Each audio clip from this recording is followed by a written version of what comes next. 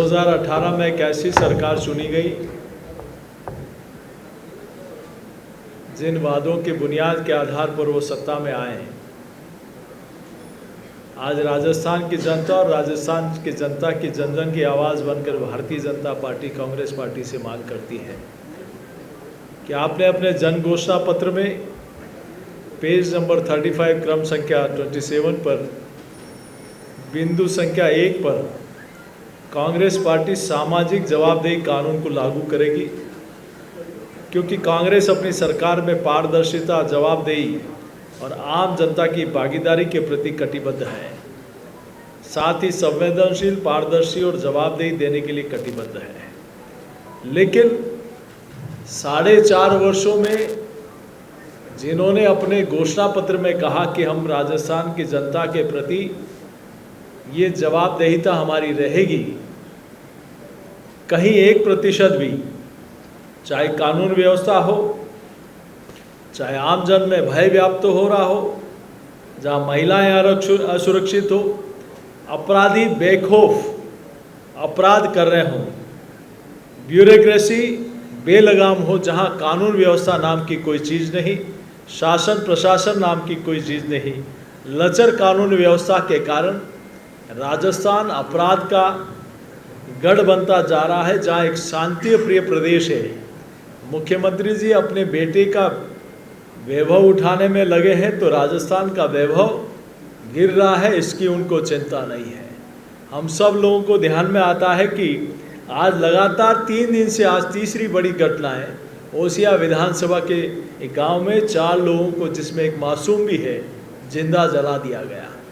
किस प्रकार के, और स्वयं गृह मंत्री और मुख्यमंत्री जी के जिले में जब कानून व्यवस्था की स्थिति ये होगी तो पूरे प्रदेश की स्थिति क्या होगी, आप सब लोगों को ध्यान में आना चाहिए। घोषणा पत्र के पेज नंबर 35 क्रम संख्या 27 पे बिंदु संख्या 23-24 पे सांप्रदायिक वैमनस्यता एवं धार्मिक उन्माद फैलाने वाले असामाजिक तत्वों के विरुद्ध कठोर कार्रवाई, प्रदेश में सामाजिक समरसता, धार्मिक सौहार्द कायम रखने हेतु महती कार्य योजना बनाएंगे।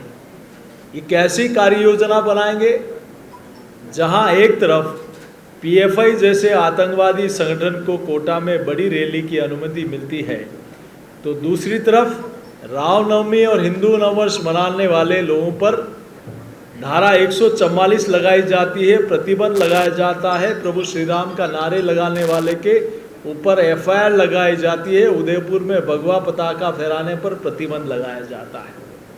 ये कौन सा कानून और कैसी इनकी काम करने की दृष्टि है, ये इससे साफ दिखाई देती है।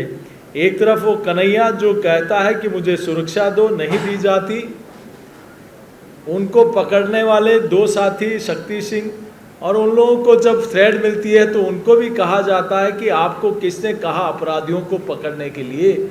इस प्रकार का जवाब सत्ता और शासन में बैठे लोग देते हैं, तब लगता है कि कहीं न कहीं सरकार की मंशा ठीक नहीं है। जो जवाबदेही आपने जनता के बीच में दर्शाई थी, उस पर आप फेल साबित हुए।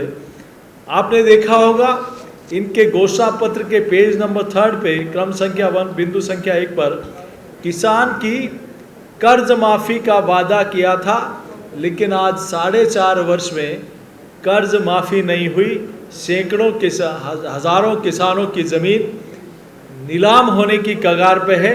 उसका जिम्मेदार कौन है? राजस्थान की जनता और किसान चिल्ला चिल्ला कर कह रहा है। वो गंगानगर का किसान कन्हैयालाल कड़ेल, ऐसे अनेक किसानों ने आत्महत्या कर ली। उसका दोषी अगर कोई है तो स्वयं राजस्थान के मुख्यमंत्री और इनके पार्टी के नेता राहुल गांधी जिम्मेदार है, जिन्होंने विश्वास दिलाया कि हम किसानों का संपूर्ण कर्जा माफ करेंगे। इनके घोषणा पत्र के पेज संख्या 15 पर क्रम संख्या 10 पर बिंदु संख्या 1 पर लिखा है कि हम बेरोजगारी भत्ता देंगे। राजस्थान के युवाओं को बेरोजगारी भत्ता तो नहीं मिला, लेकिन रीट की परीक्षा में आरपीएससी के नाम से एक नई इंडस्ट्री भ्रष्टाचार की जरूर कांग्रेस पार्टी ने खोल ली। मैं आपसे भी हाथ जोड़कर निवेदन करता हूं, ये बाबूलाल कटारा कौन है? जिससे गिरफ्तार होने के बाद कहा कि मैं 1.5 करोड़ रुपया देकर आरपीएससी का सदस्य बना। किसने बनाया और किसने बनाया? मुख्यमंत्री जी, क्या संबंध है इससे आपका? इनका पूर्व राज्य मंत्री गोपाल केसावत अभी 18 लाख रुपए लेते हुए सरेआम पकड़ा गया ईओ परीक्षा भर्ती में, जो कह रहे हैं कि 2 आरपीएससी के सदस्यों को पैसे देने के लिए मैंने पैसा लिया। उनको सदस्य किसने बनाया? मुख्यमंत्री जी जवाब देना चाहिए। डीपी जारोली साफ रूप से कहते हैं कि मैं एक मोहरा हूं, डोर ऊपर तक है। मुख्यमंत्री जी, जनता जवाब चाहती है। आपके अभी कुछ ही दिनों पहले इसी मामले में सुरेश ढाका जो इसमें आरोपी थे,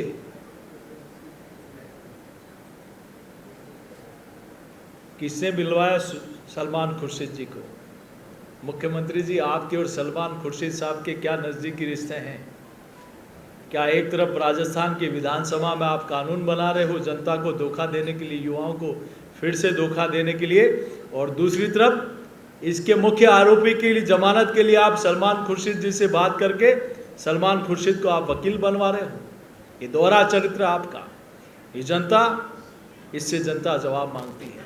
आपने घोषणा पत्र के पेज संख्या 34 के क्रम संख्या 25 पर बिंदु संख्या 5 पर कहा कि हम संविदा कर्मियों को नियमित करेंगे। आज वो हमारे सारे भाई युवा साथी कई दिनों से सड़क पर संघर्ष कर रहे हैं। कौन जिम्मेदार है इसका? और पेपर लीक के मामले में राजीव गांधी स्टडी सर्कल, जिसके बड़े इसके संरक्षक कौन है? इसके ऑल इंडिया सेक्रेटरी आपके मंत्री हैं। क्या मुख्यमंत्री जी हम गलत कह रहे हैं? तो इसका जवाब राजस्थान की जनता आपसे मांगती है। आप अपराधियों के खिलाफ कार्रवाई करनी चाहिए और राजस्थान के उन लाखों युवाओं के हक के लिए, न्याय के लिए अगर युवा मोर्चा का कार्यकर्ता संघर्ष करता है तो उनके साथ अपराधियों और आतंकवादियों जैसा व्यवहार आपकी पार्टी और आपकी सरकार करती है। जिस प्रकार से लाठीचार्ज किया, कई युवा साथियों को कल घायल किया, इससे स्पष्ट लगता है आज कश्मीर के बाद सबसे ज़्यादा इंटरनेट बंद होने वाला कोई राज्य है तो वो राजस्थान है। मुख्यमंत्री जी, आखिर इसकी आवश्यकता क्यों पड़ी और कैसे पड़ी? आज हम सब लोग, वो उनमें रामकृपाल मीणा हो, चाहे प्रदीप पाराशर हो, ध्यानचंद गोटवाल हो, सुभाष यादव हो, कहाँ आप लीग से हटकर प्राइवेट आदमी को इसका जिम्मा दे रहे हैं? ये क्यों दिया? किसने दिया? आपसे उसका क्या रिश्ता है? ये राजस्थान का युवा आज आपसे जवाब मांगता है। मैं आप सब लोगों के बीच में आज इस प्रकार के, चाहे लाइब्रेरियन परीक्षा 2018 की हो, चाहे JN सिविल डिग्री 2018 का एग्ज़ाम हो, चाहे रीट लेवल 2 का 2021 का एग्ज़ाम हो, चाहे कांस्टेबल भर्ती का एग्ज़ाम हो, चाहे हमारा हाईकोर्ट LDC भर्ती का हो, चाहे SI की भर्ती का हो, मेडिकल ऑफिसर्स का हो, CHO की भर्ती हो, वन रक्षक की भर्ती हो, चाहे बिजली विभाग टेक्निकल हेल्पर की भर्ती हो, चाहे सेकंड ग्रेड शिक्षक भर्ती हो, चाहे EO की भर्ती हो, किस प्रकार से आपने परीक्षा के मामलों में, पेपर लीक के मामलों में आपने प्रदेश में रिकॉर्ड बना दिया है। कानून व्यवस्था राजस्थान की कब बिगड़ती है? जब कहीं न कहीं अपराधियों से साठगांठ होता है, लचर कानून व्यवस्था होती है। कैसे हिंडोन के पास में एक बच्ची के साथ दुष्कर्म होता है, गोली मार दी जाती है, तेजाब डाल दिया जाता है और उसके बाद कुएं में डाल दिया जाता है। टोडा भीम में कौन है वो सरपंच जिसका जजिया आपका विधायक जी आपका खास है, और उस बच्ची के मारने के बाद आप कहते हो कि ऐसे अफेयर के मामले में ऐसी सजा मिलनी चाहिए? आखिर दुष्कर्म के मामले में राजस्थान 1 नंबर पर क्यों पहुंच गया? जब आप प्रदेश का मुखिया स्वयं कहता हो कि 65% मामले फर्जी हैं, आपका खास मंत्री कहता हो कि राजस्थान मर्दों का प्रदेश है। शर्म आती है। इसमें यहाँ के प्रदेश ने तो महिला सुरक्षा के लिए अपने सर कलम करा दिए। इस प्रकार की सोच जब किसी सरकार के मुखिया की हो, तब कहीं न कहीं इस प्रकार के अपराधों को बढ़ावा मिलता है। मैं SEB के अभियान स्वीकृति में एक बार आप अपराध के मामले में और भ्रष्टाचार के मामले में ज़ीरो टॉलरेंस की बात करते हो, तो दूसरी तरफ आपने कितने लोगों पे केस बने और कितने मामलों में आपने अभियोजन की स्वीकृति दी, इससे आपका चेहरा साफ जनता के बीच में बेनकाब हो गया कि आपका दिखाने के लिए कुछ और है और बाकी बात कुछ और है। आपने सारे मामलों में, और जो अधिकारी किसी मामले में अपराध में पकड़ा गए उनको वापस उसी कुर्सी पर या उससे अच्छी जगह पर आपने तैनात कर दिया। इससे स्पष्ट है कि वो भ्रष्टाचार आपकी सरपरस्ती में हुआ है और उस भ्रष्टाचार में आप स्वयं लिप्त हैं। कौन है योजना DOIT में जो अधिकारी लंबे समय से आपका ये सारा, अभी भी नए अधिकारियों की पोस्टिंग होगी लेकिन वही अधिकारी आज फीडबैक लेता है, रिपोर्टिंग लेता है, वही अधिकारी सारे सिस्टम वहाँ करता है। तो आज सचिवालय में इतना करोड़ों रुपया मिलना, सोने का बिस्किट मिलना, इससे दर्शाता है, और वो मंत्रालय आपके पास है मुख्यमंत्री जी, इसका जवाब भी राजस्थान की जनता आपसे मांगती है। आज SC ST के ऊपर अत्याचार हो, आज देश भर में 1 नंबर पर राजस्थान पहुंच गया है। कहाँ एक के बाद एक महिला के ऊपर, बच्ची के ऊपर, मासूम बच्चियां जो स्कूल में पढ़ने जा रही है उनके साथ अपराध हो जाता है।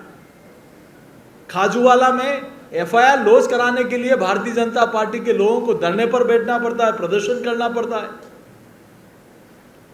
भरतपुर की घटना हो, चाहे कहीं की भी घटना हो, कि आप उस मामले को दबाने के लिए, उस मामले को रफा दफा करने के लिए, पीड़ित परिवार को न्याय देने की बजाय उस पीड़ित परिवार को प्रताड़ित किया जाता है कि आप चुप बैठ जाइए, आपको इसमें मांग करने की आवश्यकता नहीं। कहीं न कहीं प्रशासन का दुरुपयोग करते हुए उसको और प्रताड़ना दी जाती है। ये कहाँ की संवेदनशीलता है मुख्यमंत्री जी? आज PLFS के अनुसार 30% शहरी युवा राजस्थान में बेरोजगार। बेरोजगारी में राजस्थान 1 नंबर पर पहुंच गया है। पेपर लीक में राजस्थान 1 नंबर पर पहुंच गया है। सबसे महंगी बिजली में राजस्थान 1 नंबर पर पहुंच गया है। सबसे महंगा पेट्रोल राजस्थान में, सबसे महंगा डीजल राजस्थान में। तो ऐसे में साइबर क्राइम में राजस्थान 1 नंबर पर, दलित अत्याचार में राजस्थान 1 नंबर पर। लगता है कि राजस्थान में कानून व्यवस्था नाम की कोई चीज़ नहीं, और इसीलिए आज देश भर में भ्रष्टाचार के मामले होते तो हर 7वां मामला राजस्थान का आता है। मुख्यमंत्री जी के भाई अग्रसेन गहलोत जी के ऊपर घोटाले में संलिग्न है।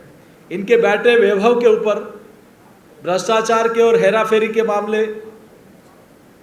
मुख्यमंत्री जी, जनता जवाब मांगती है कि आप कहीं न कहीं सारे मामलों में, इस सारे भ्रष्टाचार के मामलों में अली बाबा आप ही हैं, और आप ही की सरपरस्ती में यह भ्रष्टाचार हो रहा है। राजस्थान की जनता आपसे जवाब मांगती है। विकास की दृष्टि में हम लोग देखें तो केंद्र सरकार की योजनाओं को अगर हटा लिया जाए तो राजस्थान की, प्रदेश की अलग योजनाएं क्या है, आपने राजस्थान को क्या दिया सिवाय भ्रष्टाचार के, सिवाय दुष्कर्म के, लचर कानून व्यवस्था के? आपने राजस्थान को कुछ नहीं दिया। केंद्र की योजनाओं को हटा लिया जाए तो कुछ नहीं राजस्थान में। गुजरात के मुकाबले राजस्थान में 16 गुना कम प्रत्यक्ष निवेश आता है। गुजरात के मुकाबले हम पड़ोसी राज्य की तुलना कर लें तो राजस्थान में निर्यात गुजरात के मुकाबले 15 गुना कम है। कौन जिम्मेदार है इसका?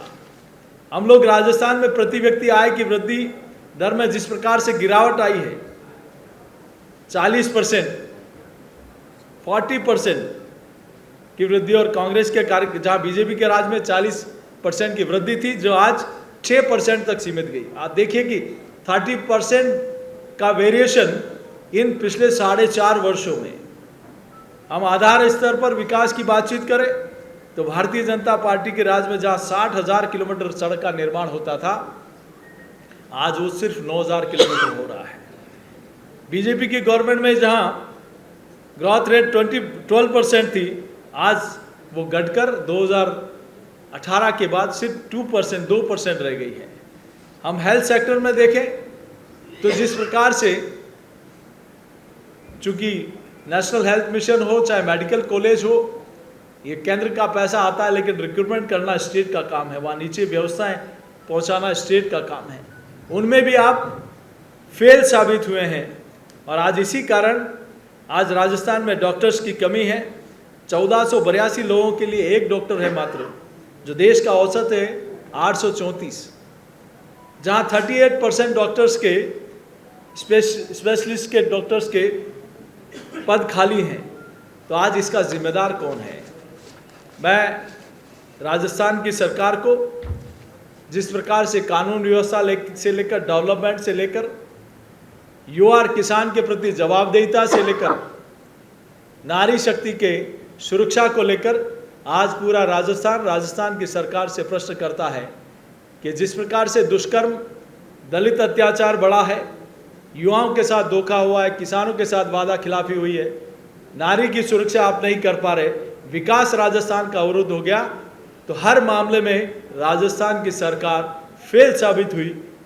ये नहीं सहेगा कैंपेन आज जन जन तक नीचे पहुंचने वाला। और कल आप लोगों ने देखा है कि किस प्रकार का लाठीचार्ज हमारे युवा साथियों के ऊपर यहाँ की सरकार ने, इस सरकार की निर्देश पर हुआ है। ये कहीं न कहीं दर्शाता है कि आप जनता की आवाज़ को दबाना चाहते हैं, लेकिन वो ज्वालामुखी बनकर फटेगा।